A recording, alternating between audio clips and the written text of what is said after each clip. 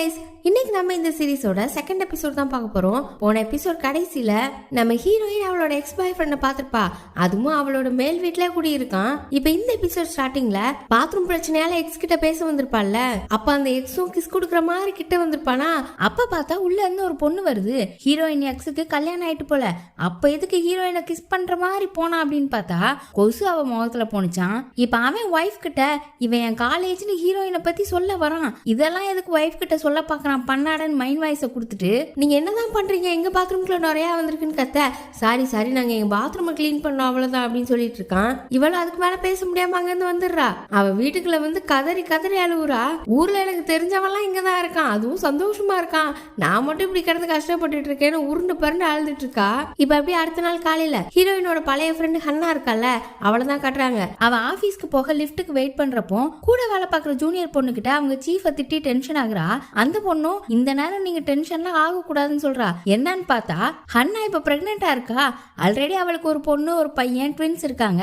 இப்ப மூணாவது ஹன்னா அவ வேலையை அவ தான் பார்க்கணும்னு நினைப்பா, யார்கிட்டயுமே ஹெல்ப்பும் கேட்க மாட்டா, வாழ்றதே ஒரு ஷெட்யூல் பண்ணி தான் வாழ்ந்துட்டு இருக்கா. இப்ப அப்படி நம்ம ஹீரோயினை பார்த்தா அவ தங்கச்சி பையன் ஜெய்வ ட்ரெஸ் மாத்த வைக்கிறதுக்குள்ளே போதும் ஆகுது. ஸ்கூல் யூனிஃபார்ம் போட மாட்டேன்றான். சரி நான் இப்ப போடணும்னா நமக்குள்ள ஒரு டீலு, இனிமே நீங்க தான் எனக்கு அம்மா அப்படின்னு சொல்லிட்டாங்க போறான். சரி நான் அவனை கிளப்பி கூப்பிட்டுட்டு போறா. இப்ப லிப்டுக்குள்ள அவளோட எக்ஸ் இருக்கான்ல, அவனோட வைஃப் அங்க நிக்கிறா. அந்த புள்ள ரொம்ப அழகா இருக்கு. இவெல்லாம் மேலும் கீழும் பாக்குறா, அவனுக்கு எப்படி இப்படி ஒரு வைஃப் கிடைச்சா அப்படின்னு சொல்லி அவளும் நம்ம ஹீரோயின் தான் ஜெயோட அம்மா நினைச்சிட்டு இருக்கா. அப்புறம் அப்படியே ஸ்கூலுக்கு கொண்டு போய் விட்டா. அங்க ஒரு சார் இருப்பாரு. அவர் முன்னாடி ஜெய பாய் மம்மி அப்படின்னு சொல்ல, இல்லன்னு இவளை கையாட்டுறா. ஆனா பாய் கட்டுற மாதிரி இருக்கு. எல்லாருமே இப்போ ஜெயோட அம்மா இவ தான் நினைச்சிட்டு இருக்காங்க.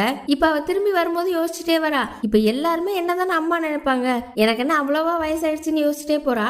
அப்போ மத்த 3 பசங்களோட அம்மா இருக்காங்கல்ல, இந்த 3 அம்மாக்களும் சும்மா பொருளி பேசிட்டு திரியிற குரூப். அவங்க தற்செயலாம் நம்ம ஹீரோயினை பாக்குறாங்க தூரத்துல இருந்து. அவங்க ஜெயோட அம்மா தானே, ஏன் எப்ப பார்த்தாலும் சன்கிளாஸ் போட்டுட்டே இருக்காங்க, சரி அவங்க நியூயார்க்ல இருந்து வந்தாங்கல்ல அதனால இருக்கும், நம்ம அவங்கள காஃபி குடிக்க கூப்பிடலாமா அப்படிலாம் பேசிட்டு இருக்காங்க. இப்ப அப்படி ஹீரோயின் காஃபி ஷாப்க்கு வந்துட்டா. அவ அங்க காஃபி குடிச்சிட்டு இருக்கவங்கள பாத்துட்டே இருக்க. அப்ப கிம் அங்க வர, எனக்கு இவங்களெல்லாம் பார்க்க பொறாமையா இருக்கு, நான் இப்படி முன்னாடி வேலை பார்த்துட்டு இருந்தப்போ காஃபி குடிக்கலாம் வரும்போது அந்த கடையில உள்ளவங்களை பார்த்து பொறாமப்படுவேன், கொஞ்சமாவது ஃப்ரீயா இருக்கலாம்னு அப்படின்னு சொல்லுவா.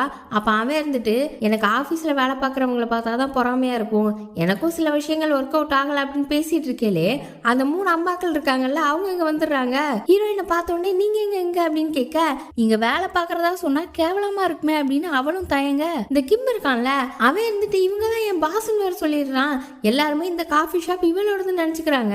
இப்ப அப்படி 4 பேர் உட்காந்து பேசுறாங்க. ஸ்கூல்ல வச்சு சரியா ஹாய் கூட சொல்ல முடியாம போச்சு, பரவாயில்ல நம்ம திரும்பவும் மீட் பண்ணிருக்கோம், நான் தான் ஈத்தனோட அம்மா, இவதான் லூயிஸோட அம்மா அப்படின்னு சொல்லி ஒவ்வொருத்தரா இன்ட்ரோடியூஸ் ஆயிக்கிறாங்க. அந்த 3 குழந்தைங்கள ஒரு குழந்தை பேர் ஈத்தன், இன்னொரு குழந்தை பேர் லூயிஸ், இன்னொரு குழந்தை பேர் ஷனான் போல. இதுல வேற இவங்களோட ஃபர்ஸ்ட் லெட்டர்லாம் வச்சு இவங்களுக்கு ஒரு குரூப் நேம்லாம் வச்சிருக்காங்க. ஆனா நம்ம இவங்கள மாமிஸ் குரூப்னு வச்சுக்கலாம். எல்லாருமே சிரிச்சு பேசுறாங்க.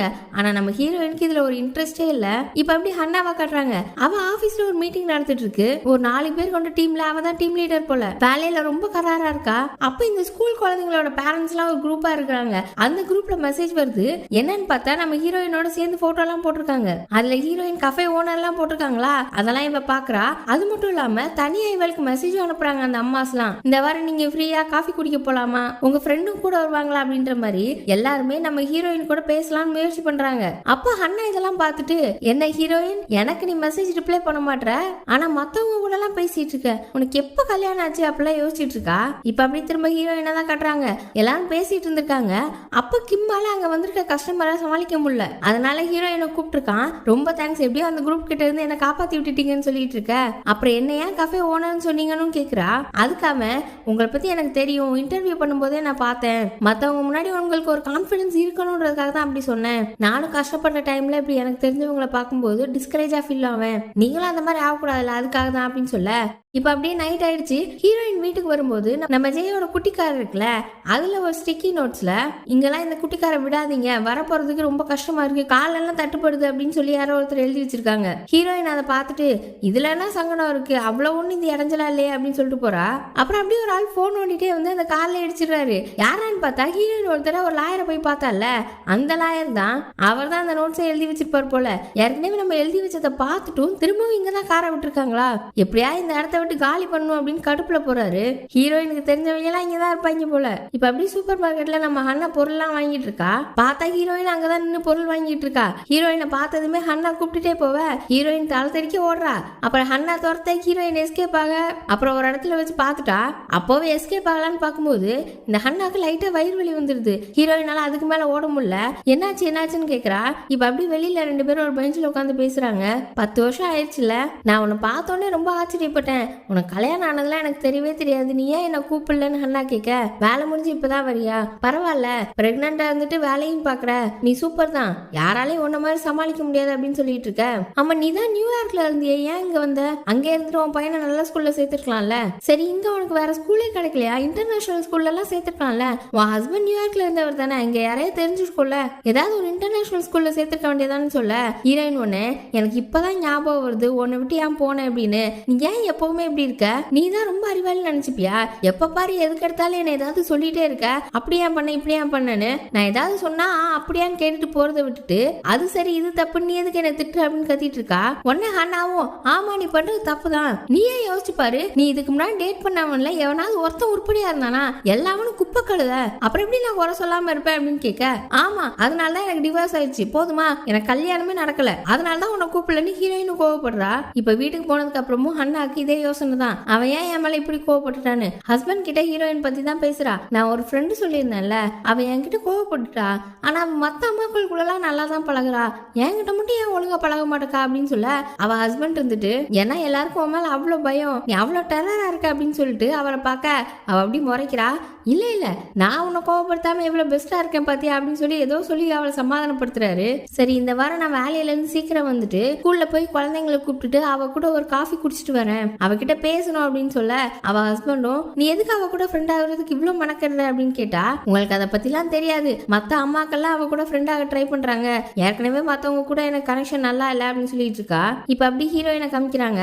அவள் ஜெயா தான் தூங்க வச்சுட்டு இருக்கா. ஜெயெல்லாம் தூக்கமே வரல அப்படின்னு சொல்லிட்டு இருக்கான். அப்பதான் அவன் ஒரு விஷயம் சொல்றான். அவன் ஸ்கூல்ல இருந்து கிளம்பணுன்றதுக்காக தான் இவள் அம்மான்னு கூப்பிடுறானா. அந்த குட்டி பொண்ணு ஒரு வாட்டி சொல்லியிருப்பாள்ல, எங்க அம்மா வரணும் அதுக்கப்புறம் தான் நான் போக முடியும்னு. இவன் அதை தப்பா நினைச்சுக்கிட்டான், அம்மா வந்தாதான் விடுவாங்க போலன்னு. எங்க அம்மா வரணும்னா அவங்க வேலைக்கு போக வேண்டியிருக்கு, அவங்களையும் நான் டிஸ்டர்ப் பண்ண முடியாது, அதனால நான் உங்களை அம்மானே கூப்பிட்டுக்கிறேனே அப்படின்னு சொல்லி ப்ளீஸ்ன்னு கெஞ்சிரான். இப்ப அப்படியே அடுத்த நாள் ஆயிடுச்சு. இந்த மண்பானை அதெல்லாம் செய்வாங்கல்ல, அதுக்குன்னே அங்க ஒரு கிளாஸ் வச்சிருக்காங்க. அங்க அந்த மாமிஸோட 3 பசங்களும் படிக்கிறாங்க. அது யார் தெரியுமா டீச்சரு? நம்ம ஹீரோயினோட எக்ஸ் இருக்கான்ல, அவனோட ஒய்ஃப். அந்த அம்மா சரியான கேடி போல. ஈத்தன் ஒரு குட்டி பையன் இருக்கான்ல, அவன் இருந்துட்டு இது கக்கா மாதிரியே இருக்குன்னு சொல்ல. ஆமா இது உன்னோட கக்கா தான், ரொம்ப ஸ்மெல் அடிக்குதுன்னு சொல்றா. அந்த பையனும் இல்ல இது என்னோட கக்கா இல்ல அப்படின்னு சொல்ல. ஆமா உன்னோட கக்கா தான் சொல்லிட்டு வாயில சவுண்ட் கொடுத்துட்டு அச்சோ கேஸ் வேற போறியா அப்படின்னு மத்த பசங்க முன்னாடி அவனை கிண்டல் பண்றா. மத்த பசங்களும் சிரிக்குதுங்க. அப்புறம் அந்த மாமிஸ் எல்லாம் வந்ததும் அவங்க கிட்ட உங்க குழந்தைங்க எல்லாம் நல்லா பண்றாங்கன்னு சொல்லி அப்படியே அந்த பல்ட்டி அடிக்கிறா. கன்னிங் ஃபெல்லோ போல இந்த கேர்ள். அப்புறம் இந்த மாமிஸ்லாம் இன்னொரு பையனை இங்க சேர்த்துக்கிறீங்களா, எங்களுக்கு தெரிஞ்ச ஒரு பையன் இருக்கான் ஜேனு அப்படின்னு கேக்குறாங்க. அப்புறம் அவங்களுக்குள்ளே போன தடவை ஜெயோட அம்மாவை பார்த்தப்ப பேச முடியல அப்படி இப்படின்னு சொல்லிட்டு இருக்காங்க. அதே நேரம் நம்ம ஹன்னா இருக்கால, அவ இந்த வாரம் எல்லாரும் சேர்ந்து காஃபி குடிக்கலாமா அப்படின்னு மெசேஜ் பண்ணிருக்கா. இவங்களும் ஹன்னா கூப்பிட்டாலேன்னு யோசிக்கல, நம்ம ஹீரோயினும் ஹன்னாவும் ஃப்ரெண்டு தானே, அப்ப அங்க ஹீரோயின் வருவா, நம்ம அவ கூட பேசலாம்னு சொல்லி பேசிட்டு இருக்காங்க. அப்புறம் அப்படி இன்னொரு பக்கம் நம்ம ஹீரோயினை பார்த்தா ஜிம்ல ஒர்க் அவுட் பண்ணிட்டு இருக்கா.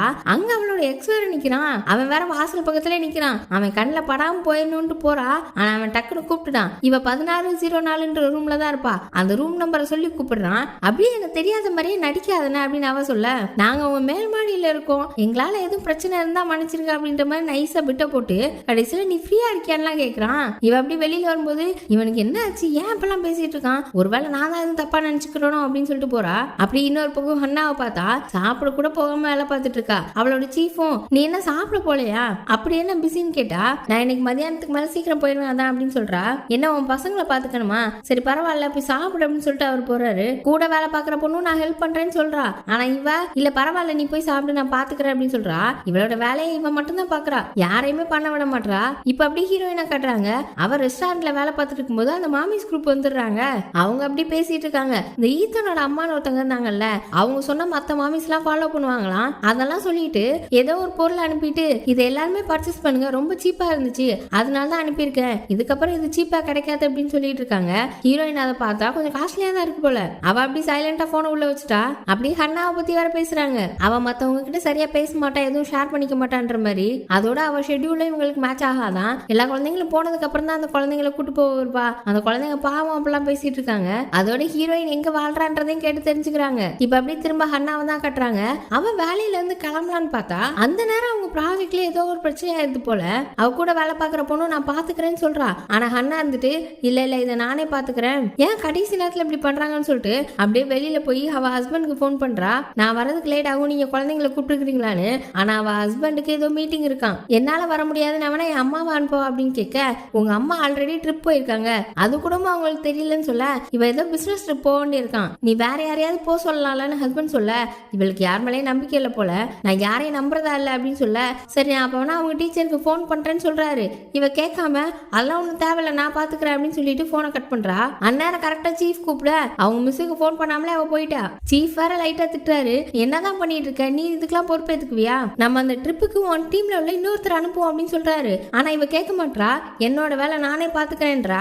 ஆனா அவர் திட்டுறாரு, உனக்கு 2 குழந்தைங்க இருக்கு, அதை உன்னால ஒழுங்கா பாத்துக்க முடியல, இதுல இன்னொரு குழந்தை வேற, இன்னும் கொஞ்ச நாள்ல இன்னொரு லீவ் எடுத்து மத்தவங்களை கஷ்டப்படுத்துவ, எதுக்கு இப்படி விடாப்படியா இருக்க, உன் வேலையை விட்டானு அப்படின்றாரு. அப்புறம் அவ பக்கத்துல உட்காந்துட்டு, சார் நீங்க அதெல்லாம் யோசிக்காதீங்க, நானே பிளைட்டை புக் பண்ணி போறேன் அப்படின்றா. நீ பிரெக்னெண்டா இருக்க அப்படின்னு சொன்னா அதெல்லாம் பரவாயில்ல, நான் வேலையை கரெக்டா பண்ணுவேன் போது பிரெக்னெண்டா வந்துட்டு நீ பிளைட்ல போவியா, உனக்கு புரிய மாட்டேக்கு, என்னோட ஒய்ஃபும் இப்படிதான் இருந்தா, அவளோட உடம்பு ஒத்துழைக்குதுன்னு அவ பாட்டுக்கு வேலை பார்த்துட்டே இருந்தா, கடைசியில எங்களுக்கு ப்ரீமெச்சூர் பேபி ஆயி போச்சு, கொஞ்சமாவது யோசிமா, உன்னோட வேலையை நீ தான் பார்க்கணும்னு நினைக்கிற, நீ ஒரு டீம் லீடரா இருக்க, சப்போஸ் நீ வரல அப்படின்னா உன்னோட டீம் மெம்பர்ஸ் உன்னோட வேலையை பார்க்கணும், அவங்களுக்கு நீ கொஞ்சமாவது வழி விட்டாதான் அவங்களும் வேலையை கத்துப்பாங்க, வேற ஒருத்தர் அந்த ட்ரிப்புக்கு போட்டும், நீ இங்க இருக்க வேலையை பாரு, மத்தவங்ககிட்ட ஹெல்ப் கேட்கறது தப்பு இல்ல, நீ இல்லாதப்போ அந்த வேலை மத்தவங்களுக்கு தெரிஞ்சிருக்கணும், அதுக்காகவாது உன்னோட வேலையை மத்தவங்களுக்கு பிரிச்சு கொடு அப்படின்ற மாதிரி சொல்றாரு. இப்பதான் அண்ணாக்கு விஷயம் புரியுது. திரும்ப அப்படி வேலையை விட்டு கிளம்பும் போதும் அந்த கூட வேலை பார்க்குற ஒரு பொண்ணு இருக்கால, ஆக்சுவலா அண்ணா தான் டீம் லீடர், அண்ணாக்கு கீழே வேலை பார்க்குற பொண்ணு, அவ இருந்துட்டு நீங்க ரொம்ப நல்லா வேலை பார்க்குறீங்க, எனக்கும் உங்களை மாதிரி வேலை பார்க்கணும்னு தான் ஆசை, உங்களால முடியும் தான், இருந்தாலும் உங்க ஒர்க்கை எங்களுக்கும் ஷேர் பண்ணுங்க அப்படின்னு சொல்ல அண்ணாக்கு அப்படி கொஞ்சம் எமோஷனல் ஆகுது. அப்புறம் திரும்ப அவ ஹஸ்பண்டுக்கு போன் பண்ணி, நான் ஆபீஸ்ல இருந்து கிளம்பிட்டேன், நீங்க பிள்ளைங்களோட மிஸ்ஸுக்கு போன் பண்ணிட்டீங்களான்னு கேட்டா அவர் என்ன சொன்னாலும் தெரியல, ஷாக்கா போனை வைக்கிறா. இன்னொரு பக்கம் பார்த்தா ஜே அப்புறம் அண்ணாவோட 2 குழந்தைங்க 3 பேரையும் நம்ம ஹீரோயின் கூட்டிட்டு வந்துட்டா போல. அவ உட்காந்து 3 பேரை என்டர்டெயின் பண்ணிட்டு இருக்கா. அந்த குழந்தைங்களாம் ரொம்ப ஜாலியா இருக்குதுங்க, சாஸ் பாட்டில வச்சு என்ஜாய் பண்ண வச்சிட்டு இருக்கா. இப்ப அப்படியே அண்ணா வீட்டுக்கு வந்துட்டா, 3 குழந்தைங்களை விளையாண்டுட்டு இருக்க, இவங்க 2 பேரும் உட்காந்து பேசுறாங்க. ஹீரோயின் அண்ணாவோட குழந்தைங்களை பாத்துக்கிட்டதுக்காக அவ கொஞ்சம் காசு கொடுக்குறா. ஹீரோயின் அதெல்லாம் வேணான்னு சொல்ல, நான் ஜே பிறந்தப்பமே ஒண்ணுமே பண்ணல, அதனால அதை வச்சுக்கோ அப்படின்னு சொல்றா. அப்பதான் ஹீரோயின் எல்லா விஷயத்தையும் சொல்றா, நான் என்னோட மேரேஜ் அட்வான்ஸ் ரெஜிஸ்டர் பண்ணிட்டேன், ஆனா அந்த பாவி பையன் ஏதோ அஃபேர் வச்சிருந்திருக்கான், இதுல வேற இந்த வீடு கடன்ல இருந்திருக்கு, அதெல்லாம் தெரியாம இப்படி வந்து மாட்டிக்கிட்டேன் அப்படின்னு சொல்ல, அதனாலதான் இப்ப ஜே கூட தனியா இருக்கியா அப்படின்னு கேட்க, அப்பதான் ஜேவும் அவளோட பையன் இல்லன்றத சொல்றா. இவன் என்னோட தங்கச்சி பையன், அது ஒரு பெரிய கதை, அப்புறம் சொல்றேன், நான் கஃபே ஓனரும் கிடையாது, அந்த லேடிஸ் எல்லாம் ஏதோ தப்பா புரிஞ்சுக்கிட்டாங்க, நான் அவங்க கிட்ட பேசி புரிய வைக்கவும் முடியல, அதுக்குள்ள இது எல்லாருக்கிட்டையும் பரவிடுச்சு அப்படின்னு சொல்ல, ஆமா இந்த லேடிஸ் எல்லாம் அப்படிதான், ஒரு விஷயம் தெரிஞ்சா போதும் காட்டி தீ மாதிரி எல்லாருக்கும் பரவிடும், ஆனா அதனாலதான் நான் சந்தோஷமாவும் இருக்கேன், உன்னை மீட் பண்ண முடிஞ்சது இல்ல அப்படின்னு சொல்றா. இப்ப அப்படி அண்ணாவை வீட்டுல கொண்டு விட இவளும் கூட வந்துட்டு இருக்கா. கல்யாணம் பண்ண மாட்டேன், குழந்தை பெத்துக்க மாட்டேன்னு அண்ணா சொல்லிட்டு இருந்திருப்பா போல. அதை பத்தி ஹீரோயின் சொல்லி கிண்டல் பண்ண, நான் முதல்ல 2 குழந்தைங்க பெத்துக்கணும்னு நினைச்சேன், சப்போஸ் 2 குழந்தைங்களா இருந்தா 2 தடவை வேலையில இருந்து லீவ் எடுக்க வேண்டியிருக்கும், அதனால நம்ம ஐவி சைட் போயிடலாம்னு சொல்லி அதை பண்ணேன், எனக்கு ட்வின்ஸ் பிறந்துச்சு, ஆனா அதுக்குள்ள இப்ப 3வது உண்டாயிட்டேன், நம்ம வாழ்க்கை நம்ம பிளான் பண்ண மாதிரியே போறது இல்ல அப்படின்னு பேசிட்டு இருக்க. அப்ப அந்த 3 அம்மாக்கள்ல ஒரு அம்மாவை பாக்குறாங்க. இந்த கஃபேல வச்சு 3 பேர்ல ஒரு அம்மா இதை பர்ச்சேஸ் பண்ணுங்க அப்படின்னு சொல்லி லிங்க் அனுப்பியிருப்பாங்கல்ல, அதை கூட மத்த 2 அம்மாக்களும் பர்ச்சேஸ் பண்ண போறதா சொல்லிட்டு இருந்தாங்கல்ல, அந்த 2ல ஒரு அம்மா தான் இது. அந்த அம்மா பர்ச்சேஸ் பண்ற மாதிரி பர்ச்சேஸ் பண்ணிட்டு அப்படி ரிட்டர்ன் பண்ணுது. ஹீரோயினும் அது எப்படி இவங்க எல்லாம் வாங்குற மாதிரி நடிச்சிட்டு இருக்காங்க, எல்லாருமே நல்ல அபார்ட்மெண்ட்ல இருக்காங்க, நல்ல காஸ்ட்லியான கார் வச்சிருக்காங்க, நான் மட்டும் தான் இங்க வித்தியாசமா இருக்கேன்னு சொல்ல, அண்ணாவும் அவங்கவுங்க வாழ்க்கையில ஒவ்வொரு கஷ்டம் இருக்கதான் செய்யும் அப்படின்னு சொல்றா. அப்படி ஹீரோயினோட எக்ஸ் மேல் மாடியிலே குடியிருக்கான்ல, அதை பத்தியும் சொல்லிருப்பா போல. இப்ப வீட்டுக்கு போனோடனே 2 பேரும் மெசேஜ் பண்ணிக்கிறாங்க, எனக்கு நீ அப்பதே காசு கொடுத்தல அது திரும்ப வேணும் அப்படின்னு சொல்லிட்டு அண்ணாவோட 2 பசங்களையும் ஹீரோயினே ஸ்கூலுக்கு கூட்டிட்டு போறதாவும் ரிட்டர்ன் கூட்டிட்டு வரதாவும் சொல்றா. அந்நேரம் அவளுக்கு ஒரு கால் வருது, யாருன்னு பார்த்தா இவளோட எக்ஸ் தான் கால் பண்ணிருக்கான். இவளுக்கு ஃபர்ஸ்ட் யாருன்னு தெரியல, அப்புறம் தான் அவன் புரியுது, நீ எதுக்கு இந்நேரம் கால் பண்ணிருக்கேன்னு கேட்க, அது வந்து நாம ஏதாவது தனியா மீட் பண்ணலாமான்னு கேட்கறான். நான் எது கொண்டு மீட் பண்ணணும்னு அவ கேட்க, ஆக்சுவலா எனக்கும் என் ஒய்ஃபுக்கும் அந்த அளவுக்கு நல்லா போகல அப்படின்றான். இவளுக்குனா அப்படியே ஷாக்கா இருக்கு. அப்படியே இந்த எபிசோட் முடியுது. எக்ஸ் மேல் மாடியில இருக்கான், லாயர் எடுத்த வீட்டுல இருக்கான், அப்புறம் கிம் கஃபேல இருக்கான், ஹீரோயின் ஹீரோயினோட வாழ்க்கை எப்படி மாறப்போகுதுன்றதெல்லாம் வரப்போகிற எபிசோடில் பார்ப்போம். அதுக்கு சேனலை சப்ஸ்கிரைப் பண்ணி பெல் ஐக்கானை ப்ரெஸ் பண்ணி வச்சுக்கோங்க. வீடியோ பிடிச்சிருந்தா லைக் பண்ணுங்க, ஷேர் பண்ணுங்க. Bye bye. அப்புறம் அவங்களுக்குள்ளே போன தடவை விஜயோட